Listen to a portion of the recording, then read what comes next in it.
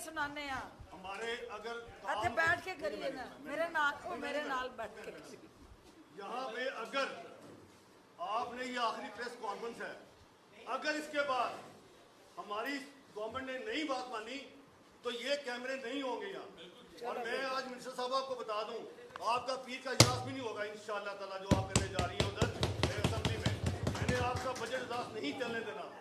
झूठी गवर्नमेंट है और सीएम के नीचे, सीएम के नाक के नीचे करप्शन हो रही है। अच्छा चलो बैठो ना, खिताब ये जो करप्शन वाली गवर्नमेंट है, सीएम के सारा स्टाफ करप्ट है, सारी ब्यूरोक्रेसी करप्ट है।